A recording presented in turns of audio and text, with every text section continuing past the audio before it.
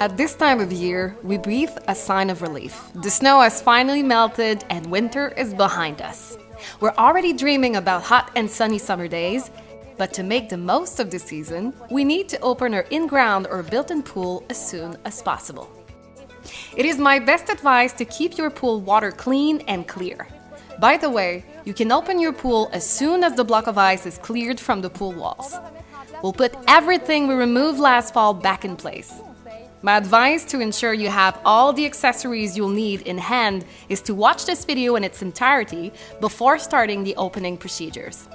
It will help you find the skimmer basket, plugs, water return parts, etc. The first step, if you have installed the window cover, whether opaque or mesh, is to remove it. We already did that, so we're ready for the next steps. We will now put the pump accessories and the basket back in place without forgetting our drain plugs.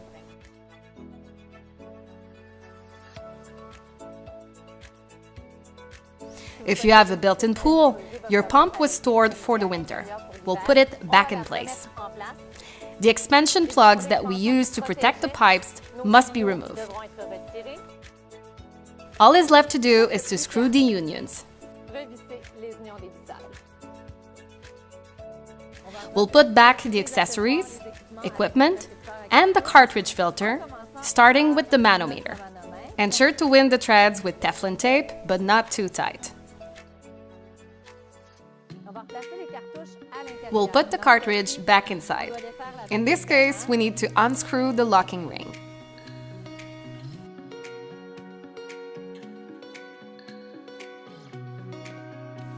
Now that we removed the lid, we can put the cartridges back in place.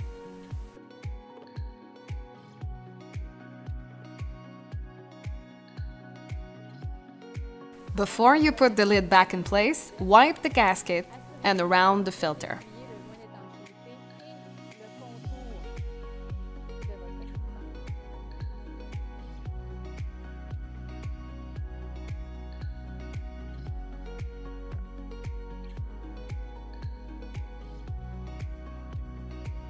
It's time to put the accessories for the sand filter in place.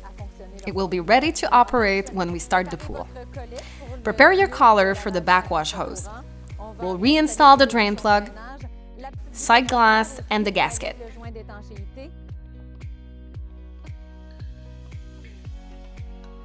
When reinstalling the manometer, ensure it is coated with Teflon tape and don't over-tighten it.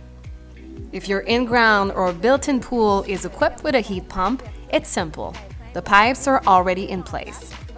If your unit has a drain plug, normally you've put it back in place when you close your pool, but check that it is in place.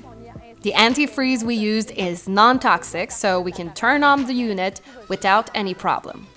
If your in-ground or built-in pool is equipped with a salt system, we'll put back and connect everything, starting with the water line.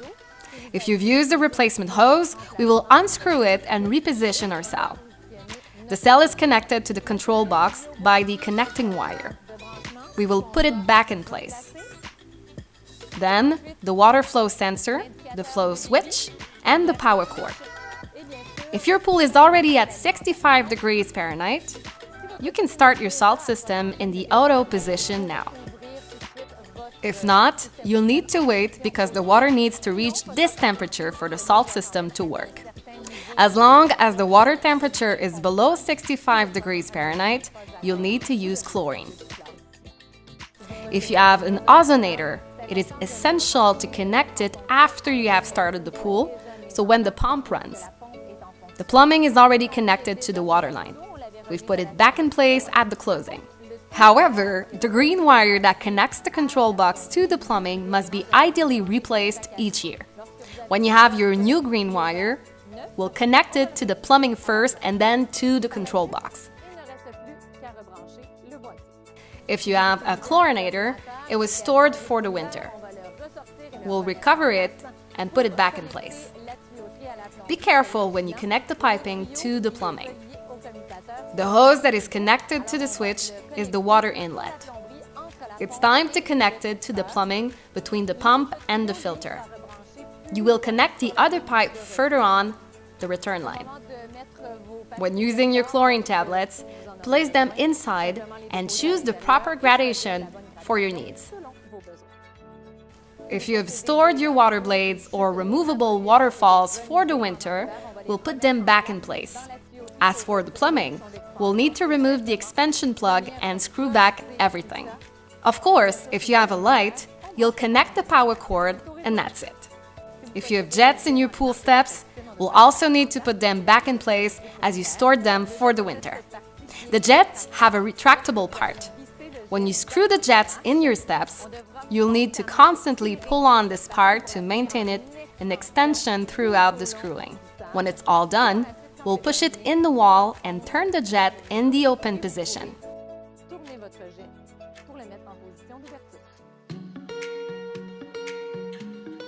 Step by step, we'll unscrew the yellow plugs we have inserted in the water return.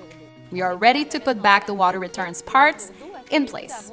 Ensure you have 3 pieces.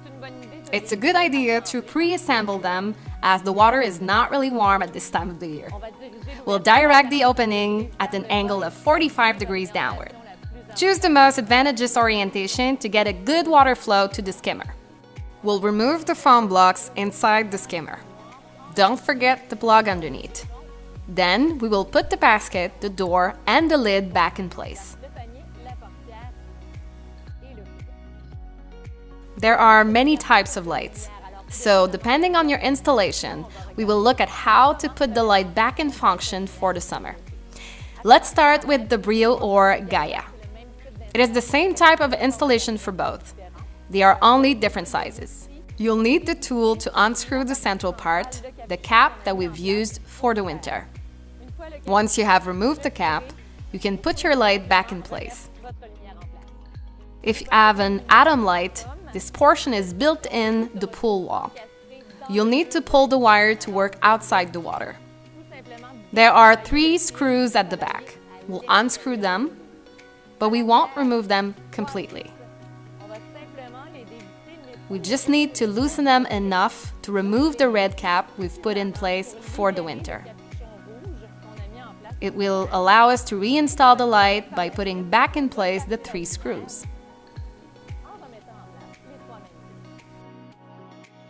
Now you need to put the wire back into the base. This pool has an argon light. We'll remove the winter cap by simply unscrewing it directly in the water.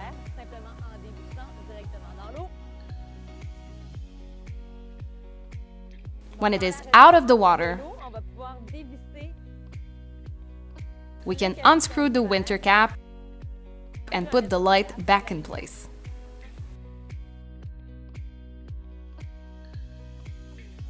We only need to put it back in place.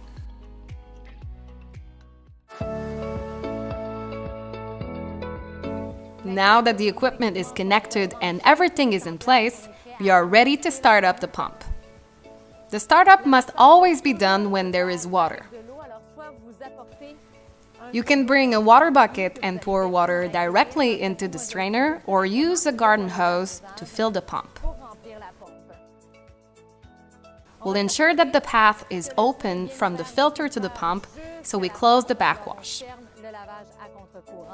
If you have a skimmer valve or a bottom drain, we'll do this one line at a time to start them. So now that my strainer is full, I'll put the lid back. If the water level is high enough, start with the skimmer line. Otherwise, you can start with the bottom drain line. Once the water circulates well inside the motor strainer, we can gradually open the second water line. When the pump is fully on, open the valve on the cartridge filter to let excess air out. When the water flows out of the valve, we'll close it.